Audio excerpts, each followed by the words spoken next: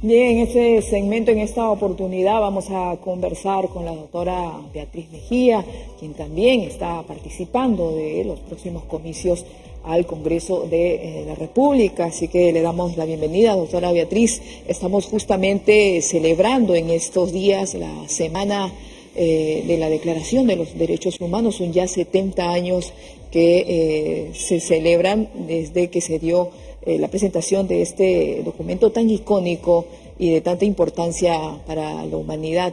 ¿Cuál cree usted que ha sido el impacto que ha generado y lo que viene otorgando para la población actual?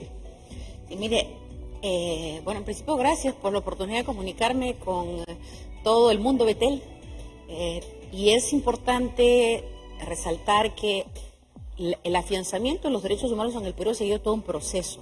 Personalmente he participado en la incorporación del reconocimiento de los derechos humanos en la Constitución de 1979, porque yo ya trabajaba desde 1977 en la Comisión de Reforma Judicial, que hizo un aporte a la Asamblea Constituyente, que hizo la Constitución del 79, hizo un aporte en materia de derechos humanos y de otros aspectos vinculados con el Poder Judicial. Todo el capítulo referido al Poder Judicial, pero esto implicó además que cuando ya se emitió la resolución, se promulgó la Constitución del 79, tuviéramos una Constitución con declaraciones de derechos humanos muy importantes, pero poca vivencia de los derechos humanos en el país. Entonces también participamos en los años 80 en la capacitación de jueces, fiscales, auxiliares de justicia, incluso jueces de paz no letrados que enterraban vivos a las personas que hacían cosas malas en la comunidad, las enterraban vivas. Entonces hicimos una capacitación de la población en materia de derechos humanos. Y esto fue muy importante porque hubo como una especie de toma de conciencia de lo que eran los derechos humanos, la importancia de respetarnos unos a otros. Esto lamentablemente ha pasado por un declive. Digamos que en los 90 empieza a ser el campo de los derechos humanos víctima de una impregnación de ideologías que están yendo a desnaturalizar más bien, ¿no?, el reconocimiento de los derechos humanos verdaderos, que están incorporados en tratados como la Convención Americana de Derechos Humanos, la Declaración Universal de Derechos Humanos, que es la primigenia, y también el Pacto Internacional de Derechos Civiles y Políticos, la Declaración Americana de Derechos Humanos. Hay una serie de instrumentos, de convenios internacionales que ha suscrito el Perú, que reconocen los derechos humanos como parte del derecho interno. El artículo 50 de la Constitución incorpora los derechos humanos al derecho interno. Y por eso es que es tan importante que podamos vivir los derechos humanos ya reconocidos. Sin embargo, en este momento tenemos toda una corriente y muy intensa, ya después, digamos, en el siglo XXI, ¿no?, después del año 2000, hay una campaña a nivel mundial para destruir los derechos humanos ya reconocidos, o sea, los verdaderos, que se basan en el reconocimiento de la dignidad humana, que es inherente a la naturaleza del ser humano creado conforme a la imagen de Dios. Eso lo quieren quebrar y quieren reemplazarlo por nuevos derechos humanos, entre comillas, que son lo contrario a los derechos humanos verdaderos. Tenemos, por ejemplo, a este derecho que están exigiendo las feministas en este tiempo, que es el derecho al aborto, ¿no?, de se atenta contra la vida misma. El derecho a asesinar, a asesinarnos unos a otros, el derecho a quitarnos la vida unos a otros. Ya de por sí, esta declaración es totalmente absurda, contraproducente.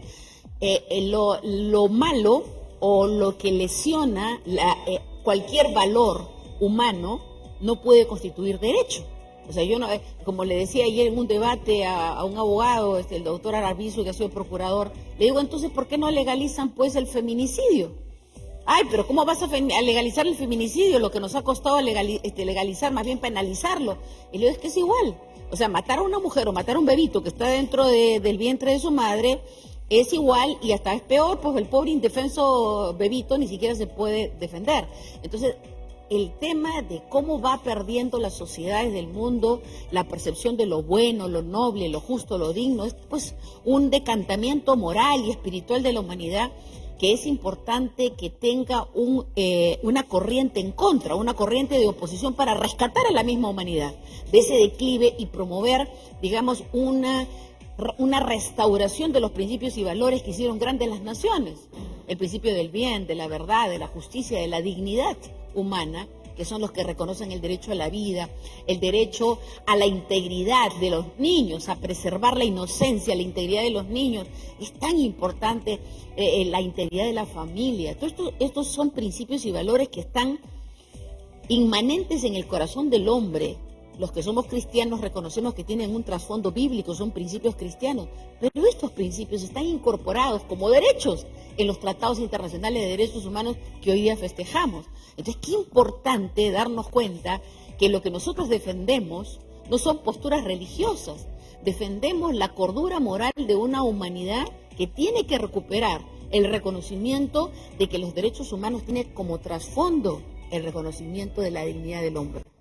Y además, la declaración de estos derechos también fue reconocido en su momento por las personas que trabajaron en ello, ¿no? En esta publicación. Expertos en derechos humanos. Tan es así que, mire, por ejemplo, la Corte Europea de Derechos Humanos, la Corte de Estrasburgo, eso sí, hace un par de años, emitió una sentencia diciendo no existe el derecho al matrimonio homosexual. ¿Por qué? Porque el matrimonio ya está reconocido. En todos los tratados de derechos humanos, dicen, se reconoce el derecho del hombre y de la mujer a contraer matrimonio y a fundar una familia si tienen edad para ello. Son 3 conceptos jurídicos que están en la moral pública universal reconocidos e incorporados a los tratados de derechos humanos.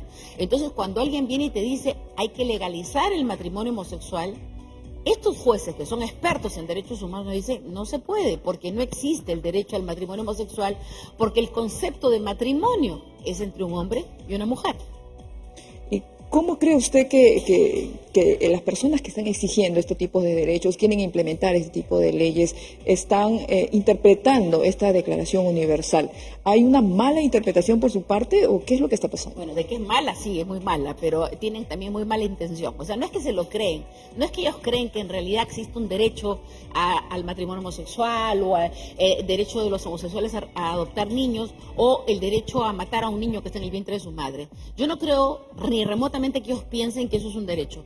Lo que ellos están haciendo en este momento es ser operadores de un aparato de corrupción económica internacional que está imponiendo esta agenda en las naciones con fines de empoderamiento económico de un sistema de poder de gobierno internacional que ya está funcionando en Chile. Es un gobierno mundial que está operando a través de la ONU. O sea, la ONU ha sido cooptado, ha sido controlado por el poder económico de este grupo de interés y que ha logrado que, por ejemplo, en Chile ya haya una señora Rax, es la presidenta virtual de Chile, a pesar que hay un presidente elegido democráticamente, que es el señor Piñera, pero esta señora es, digamos, la presidenta virtual de Chile en representación de la ONU.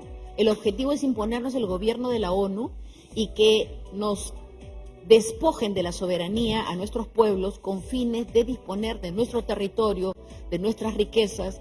Y parte de esta agenda es imponer la agenda de la muerte, el aborto libre, Que quieren cumplir. la Agenda 2030 de la ONU, que es toda una agenda perversa, que lo que quiere es destruir la humanidad. ¿Y cómo destruyes a la humanidad? La envileces moralmente, quebrándole sus principios y sus valores, destruyendo el cristianismo, destruyendo las iglesias cristianas, destruyendo a los cristianos, que es lo que está pasando en todo el mundo. Mira que en Chile han quemado 13 iglesias en el lapso de 2 meses.